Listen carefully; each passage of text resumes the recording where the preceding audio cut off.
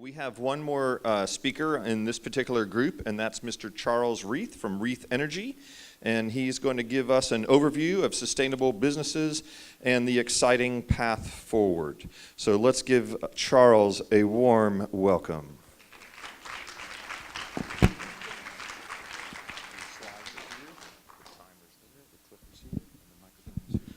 Okay, thank you. Last talk before lunch, so let's go. Well, I'm very excited here to spend some time exploring for you how to raise businesses locally to a still higher level of performance than what we're seeing so far, and to get those businesses the proper recognition, the incentive, the information, and the recognition and patronage that will reward them for the time it takes to learn about and elevate one's environmental performance. So I'm going to start by shouting out to the terrific success of the Green Business Partnership. Then I'll address what remains to be done. I think there's still room at the top for greener businesses. And then how to leverage the considerable strengths in this community toward creating a system that will recognize these.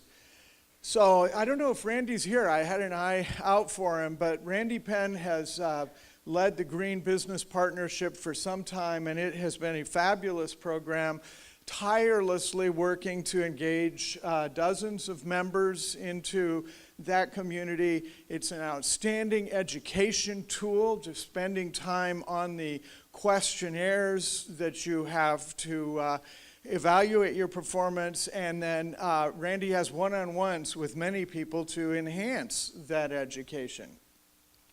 There's also plenty of motivational examples. He posts on the web some success stories like investments and return on investments at Memorial Hospital. But I think it's fair to say, relative to the expectations that we all have, membership in the GBP and the environmental performance that we see is really just the first step. As I said, there's room to take it higher, and that's what I've been thinking hard about since I arrived a year ago, and welcome the chance to share some thoughts now. One of the concerns with the Green Business Partnership that I think would be foremost in addressing is to call out the businesses that achieve a higher level of performance with a greater recognition, a greater level of recognition than what we see here with the green map. There are green businesses here for this community, but so are environmental amenities like our parks and facilities like Marie Selby. So I think one of the first motivations is if we had initially a smaller, more select group of green businesses, and then these would stand out on the green map, and we environmentalists would patronize them and celebrate them. I use a working title right now, Sustainability Vanguard Enterprise. That's a brand ultimately that should be adopted by the originators of this program. But on a map like this, I would envision logos of those businesses, and now we would know the ones that have taken the extra efforts, and I'm going to talk about that roadmap, to go really green, deeper shade of green. Okay, so I think we would establish a much higher bar of environmental performance for these guys. I'm a member of the Renewable Energy Task Force. We'll hear more about them this afternoon. I think that they need to make genuine commitments, at least in laying out groundwork relative to renewable energy, and I'll talk about the others, many of the other parameters here. You can't just be green in one way, you have to be comprehensively committed to environmental improvement. So a higher bar, some kind of a performance standard that would have to be achieved by everybody, and then an internal third-party verification program so that if one company works really hard to achieve all these different environmental performance levels and brands themselves in this elite group, they know that others have had to make the same commitment.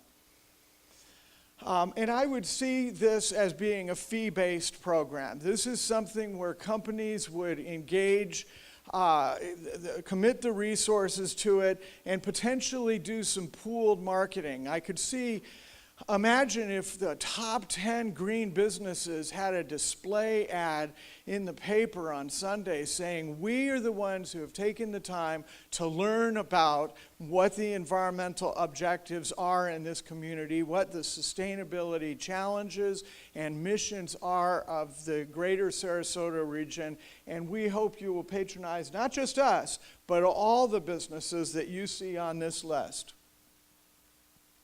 And then I would find it incumbent on the environmental communities to really shout out to these businesses. The Audubon, the Climate Leadership, all these guys have very active social networks. Let's get our memberships to know these are the ones who are investing their time and energy to learn and implement programs for continuous environmental improvement. So, one of the confounding factors to businesses is all of these certifications. I was an expert in ISO 14000. We've heard a lot about LEED today. Those are pretty sweeping certifications. Well, they're widely recognized certifications, don't necessarily pertain to every line of business. So then we have all these sector certifications, like for the florist industry and wood and restaurants and so forth. And then some cities in Sarasota, in Florida, have community-based certifications, not unlike our Green Business Partnership, and those are led by government. But I would propose that we would replace all of these with a program, a certification, a recognition that addresses the specific challenges that are represented in this room right here. I've talked about renewable energy, climate stewardship.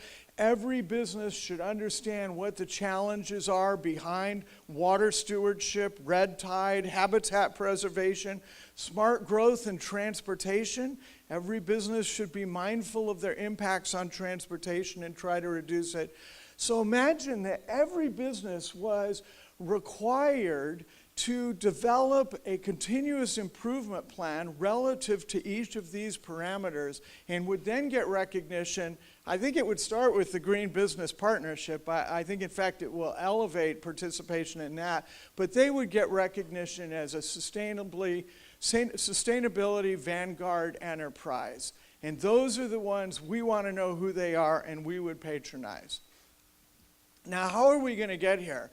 This is going to be a process where we would bring the environmentalists, and I've just listed a few examples, the leaders of the advocacy groups, and those businesses that are interested, and we just heard for a couple, into some facilitated sessions. And I'm learning about facilitation. I know we have an expert in appreciative inquiry here.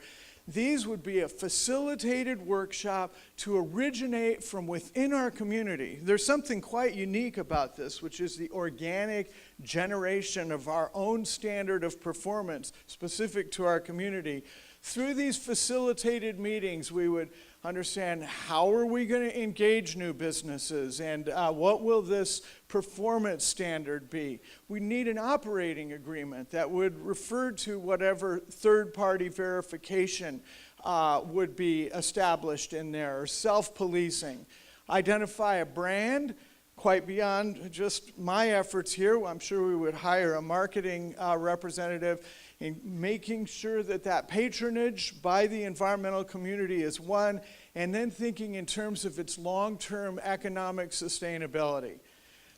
Wrapping up, I'm already working on engaging stakeholders. This is not the first that you've heard of this from me, many of you, although you can see I'm moving forward with each conversation. Raising money is going to be very important for this. The biggest incentive is that the first round of promotion, social media, and advertising may need to be externally funded with a grant or a series of grants to incentivize participation. Ultimately, this organization needs to be self-sustaining, but startup funding is very important. I'm working closely with the academic community. The University of South Florida, Sarasota Manatee campus is interested in it. We've even been talking a little bit in the business school about an institute or center for sustainable enterprise. How exciting would that be? Not only to launch this program, provide some of the education, but to research its success and put it out there in the scholarly literature.